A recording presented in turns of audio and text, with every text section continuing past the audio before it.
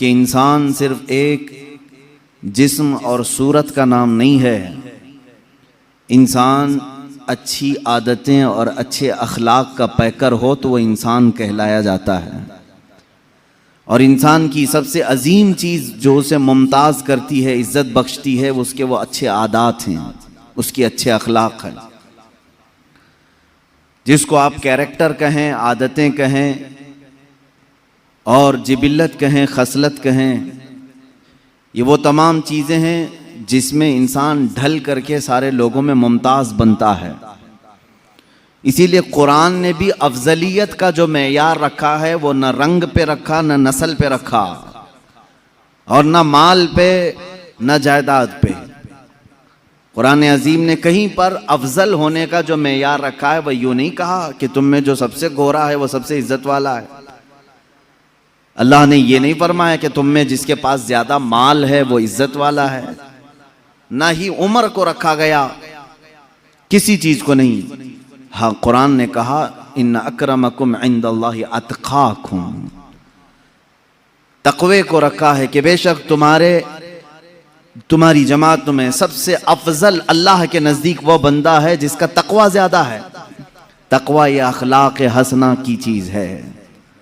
अखलाक किसे कहते हैं पहले ये समझ लें, फिर हम अखलाक मुस्तफ़ा पर बात करें। इंसान जब दुनिया में आया है तो इसके जीने के अंदाज ये बताते हैं कि इसमें कुछ अच्छी चीज़ें हैं और कुछ बुरी चीज़ें हैं। मिसाल के तौर पर अगर वो मुस्कुराता है तो अच्छा लगता है, वही अगर किसी पर तमाचे लगाता है तो बुरा लगता है। इंसान की आंखें ही दो तरह की नजर आती हैं। देखने में आप खुद महसूस कर लेंगे किसी के साथ, अगर वो फैली हुई आंखों से तुम्हें देखे तो लगता है कि इसके अंदर रहम का दरिया ज्यादा है, और वही वो घूर करके देखने लगे तो ऐसा लगता है कि अक्खड़ मिजाज का आदमी है। यही है अखलाक जो इंसान के मिजाज को बदल देते हैं। गुफ्तगू करने का अंदाज ये अखलाक में से आता है। बात करो किसी के सामने बैठकर 5 मिनट, पता चलेगा अगर नरम गुफ्तगू करता है तो उसकी तबीयत मालूम पड़ जाती है। सख्त गुफ्तगू करता है उसी वक्त आप कतराने लगते हैं और महफिल से उठने की कोशिश करते हैं।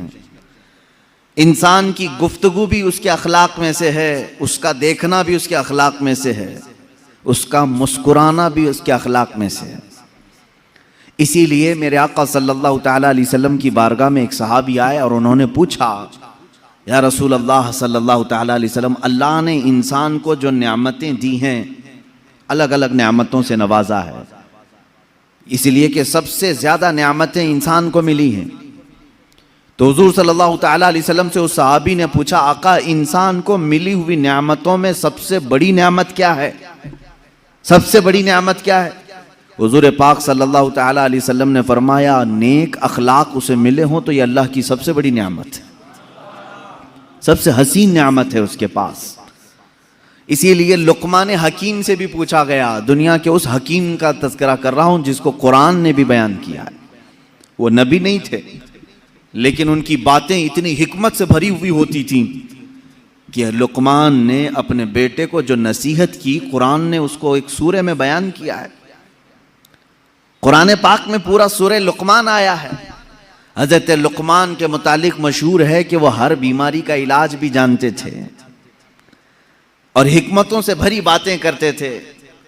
तो लुकमान हकीम से किसी ने पूछा कि नेकी आसान अगर है, सबसे आसान और सबसे अच्छी, तो वो कौन सी है? आपने कहा इंसान 2 चीजों को अपना ले, हर नेकी उसके लिए आसान है, हर नेकी उसके लिए आसान है। कहा 2 चीजें? कहा 2 चीजें वो अपना ले। तो लोगों ने पूछा, है लुकमान वो कौन सी 2 चीजें? लुकमान हकीम ने कहा, एक पहली चीज ये है, जब बात करे तो नरम बात करे, जब मुलाकात करे तो मुस्कुरा दिया करे। कौन सी बड़ी मुश्किल चीज है? बहुत आसान है। उन्होंने कहा नेकी बड़ी आसान है।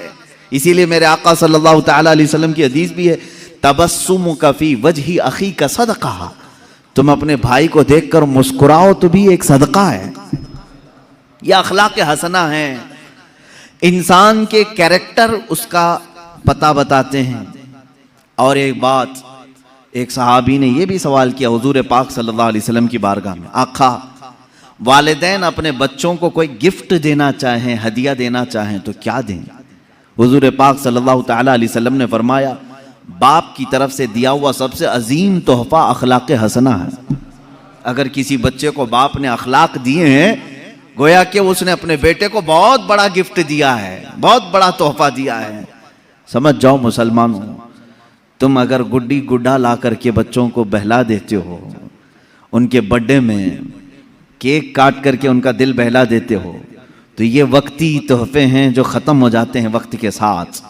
लेकिन जो अखलाक हसना है वह ऐसा अजीम तोहफा है कि वो अपने बाप का भी सर हमेशा ऊंचा रखता है। गरीब नवाज को अगर अखलाक हसना में हमने देखा है तो ज़रूर उनकी माँ और बाप की तरबियत का असर है। गौसे आज़म अब्दुल कादिर जीलानी रज़ियल्लाहु तआला अन्हु के अखलाक हसना को अगर आज तारीख़ में बयान किया जाता है तो यकीनन उनकी माँ का उसमें बड़ा किरदार है। माँ बाप की तरफ से दिया हुआ तोहफा, सबसे बड़ा तोहफा क्या है? अखलाक हसना, नेक आदतें, अच्छे अखलाक। ये तो हम छोड़ ही चुके हैं। अपने बच्चों को पैदा करने के बाद मोहल्ले के हवाले कर दिया। बच्चे कब बड़े हो गए माँ बाप को पता ही नहीं चला, इसलिए कि खेलते कूदते वहीं बड़े हो गए।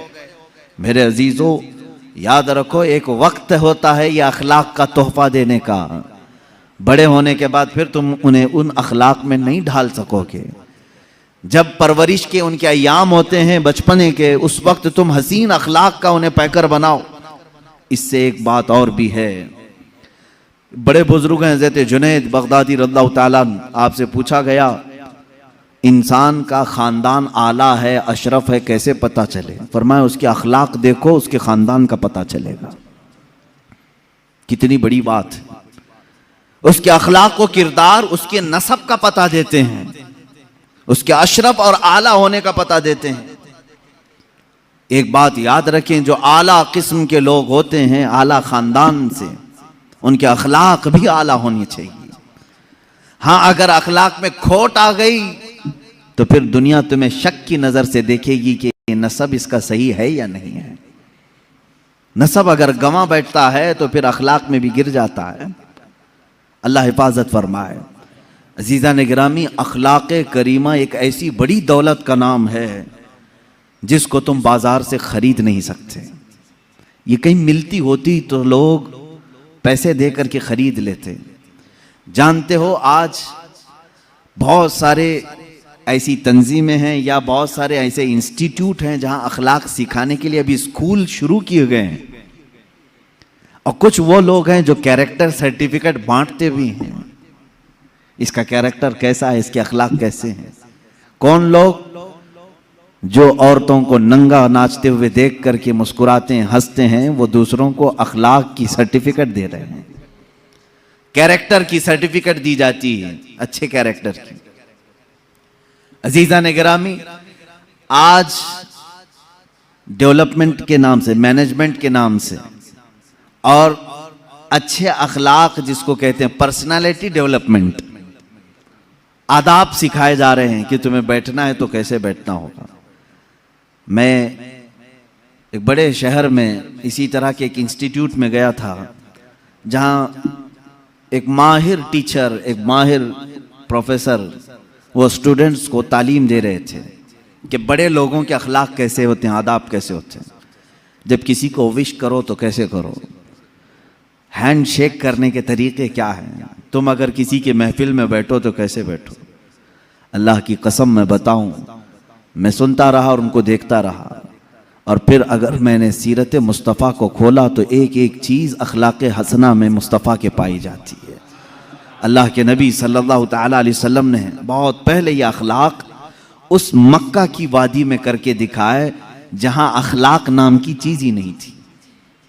मक्का मुकर्रमा में अखलाक का पैकर बन करके दिखाना सबके बस की बात नहीं। जहां लोग अपनी माँ और अपनी बहनों को बाजार में बेचने के लिए लाते हों, वहां औरतों की इज्जत की बात करना एक बहुत अलग किस्म की बात है। जहां लोग माल लूट करके रात भर महफिलें कायम करते हों, काफिला लुट जाता तो रात को शमें रोशन होती, रात भर खाते पकाते थे। ऐसे आलम में अगर चोरी के खिलाफ बात करना, आप जानते हैं कि यह अखलाक का किस कदर आला दर्जा है। अल्लाह के हबीब सल्लल्लाहु ताला अलैहि वसल्लम ने उस मक्का की वादी में 40 साल अपने अखलाक का ऐसा सिक्का बिठाया कि दुश्मन हो, कुफार हो, मुशरिकीन हो, सब एक ही नाम से आपको याद करते थे, हादा अमीनुन हादा सादिकुन, ये अमीन है और ये सादिक है। यानी जिन्होंने कत्ल का मंसूबा बनाया हुजूर का, उनसे भी अगर जाकर पूछते तो वो कहते नहीं, उनके अमीन होने में और सादिक होने में कोई शक नहीं कहते थे। पूरी किताबें उठा करके देख लें, मक्का के काफिरों ने हुजूर सल्लल्लाहु ताला अलैहि वसल्लम को गालियां दी हैं, बहुत गालियां दी। क्या क्या कहा है वो बताऊं?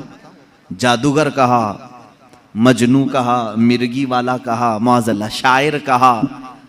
लेकिन पूरे मक्का के काफिरों की बातों को खंगाल करके निकालो, कहीं किसी छोटे काफिर ने या बड़े काफिर ने मेरे आका के अखलाक पर एक बात भी नहीं कही, एक बात भी नहीं। गाली देने वाला तो जात को भी गाली देता है, कैरेक्टर को भी गाली देता है, लेकिन मक्का वालों ने ऐसी गाली हुजूर को कभी नहीं दी। हाँ, वो झूठी बातें थे जो करते थे, जादूगर कहना, शायर कहना, मजनू कहना, लेकिन कभी हुजूर पाक सल्लल्लाहु ताला अलैहि वसल्लम को उन्होंने झूठा नहीं कहा, इसलिए कि झूठ अखलाक़े ज़मीमा है, गिरे हुए अखलाक में से। इंसान कहाँ गिर जाता है? जहां उसकी आदतों में झूठ दाखिल हो गया। कभी रसूल करीम सल्लल्लाहु ताला अलैहि वसल्लम को मक्का वालों ने लालच की तोहमत नहीं लगाई, इसलिए कि इंसान रजालत जलालत के अमीक गहरे खाई में गिर जाता है जब वो लालची बनता है।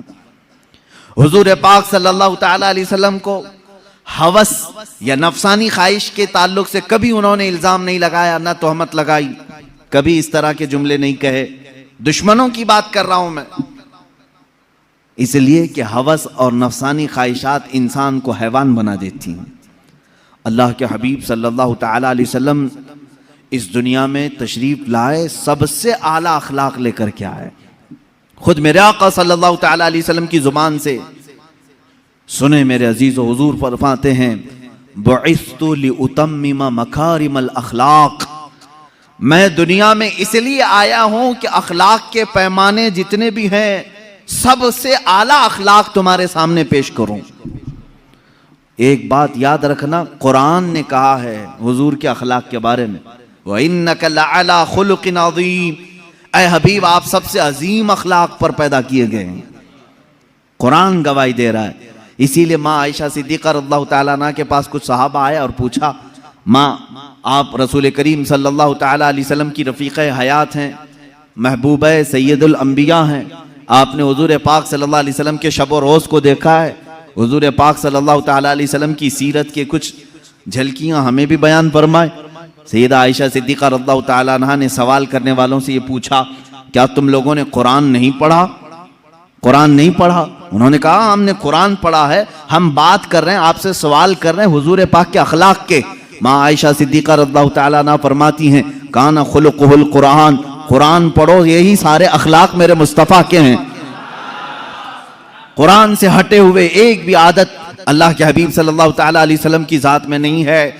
दुनिया के बड़े बड़े जो स्कॉलर आए या फिर जो लोग जिसको कहते हैं रेवलेशन लेकर के आए या अखलाक की बात करने वाले आए, उनमें और मेरे आका सल्लल्लाहु ताला अलैहि वसल्लम में एक बड़ा फ़र्क ये है, लोगों ने अखलाक और कैरेक्टर दुनिया वालों को तो बताए लेकिन खुद उस सांचे में पूरे उतर नहीं सके।